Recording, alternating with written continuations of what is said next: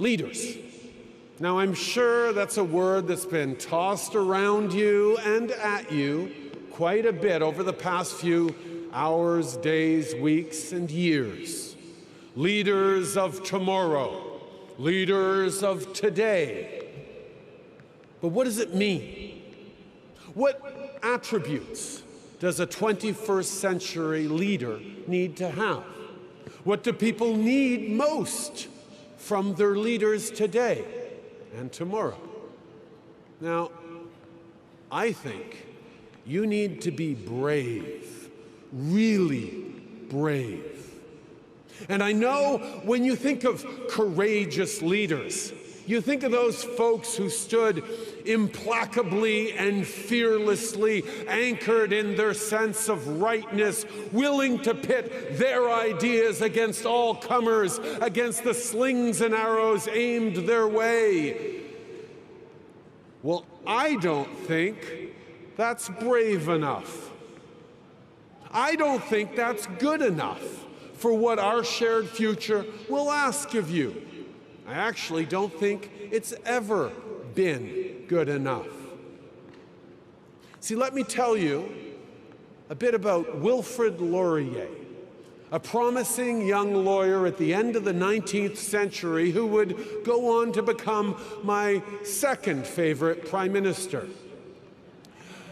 He was raised and educated as a proud Catholic French Canadian, an exemplary representative of one side of the two identities that had come together to found Canada just a few decades before.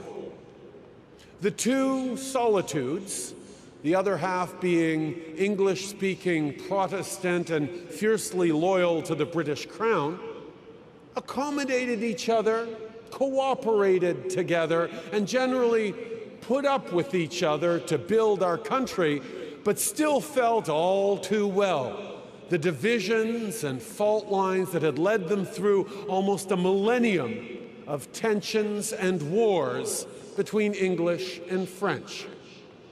It was impressed upon young Wilfrid by his teachers and elders that he must stand up unflinchingly for the values and the identity of his heritage, those beliefs and approaches that were his birthright and would be his legacy.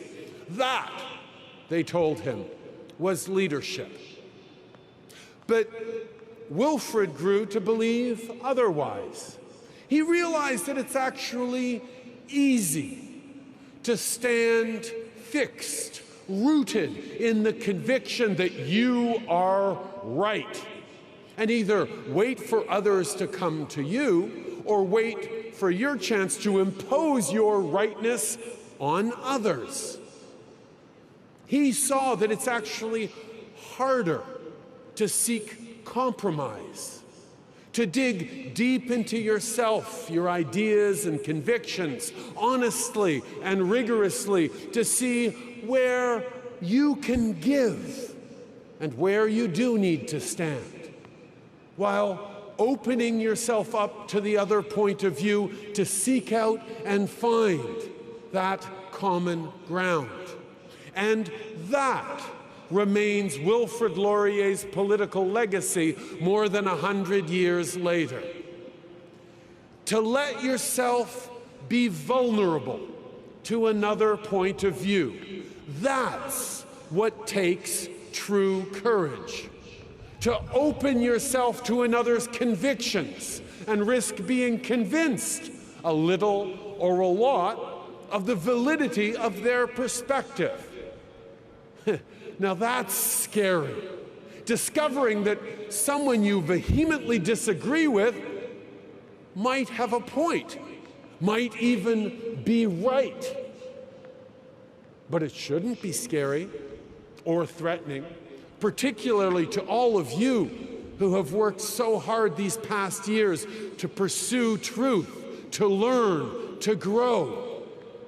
Being open to others is what has gradually led Canadians to the understanding that differences can and must be a source of strength, not of weakness. And I say gradually because 20th century Canadian history is filled with counterexamples and terrible setbacks that we're still trying to remedy today, most notably the systemic marginalization and oppression of Indigenous peoples.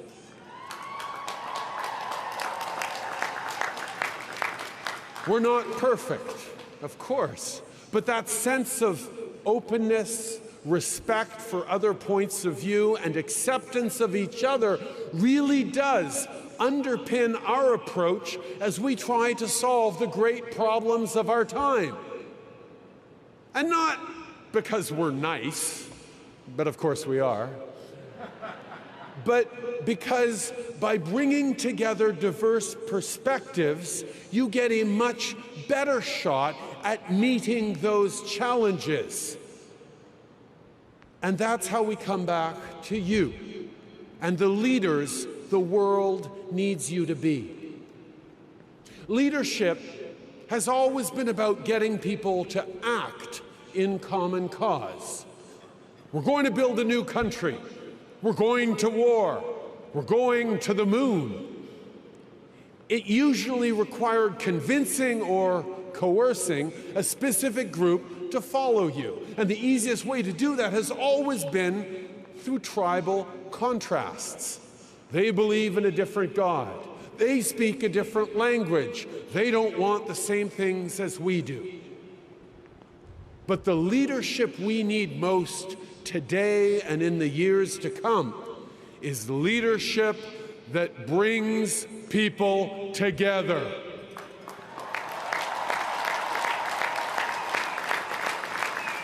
That brings diversity to a common cause. This is the antithesis of the polarization, the aggressive nationalism, the identity politics that have grown so common of late. It's harder, of course. It's always been easier to divide than unite. But mostly, it requires true courage. Because if you want to bring people around to your way of thinking, you need to first show them that you are open to theirs. That you are willing to enter into a conversation that might change your mind. Show respect for their point of view, and you have a better chance of actually having them listen to yours. And regardless of what happens, you will have had a genuine exchange that focused on understanding, not on winning a debate or scoring points. And you will both be improved for it. Now, let me be very clear. This is not an endorsement of moral relativism or a declaration that all points of view are valid. Female genital mutilation is wrong, no matter how many generations have practiced it. Anthropogenic climate change is real, no matter how much some folks want to deny it.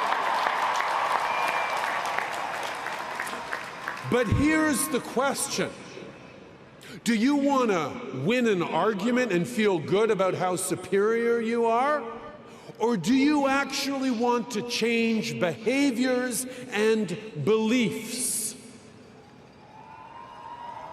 See, it's been pointed out that one of the many differences between Abraham Lincoln and Jefferson Davis was that Davis preferred to win a debate, while Lincoln would rather win the war. And that's the question. Do you want to win an argument, or do you want to change the world?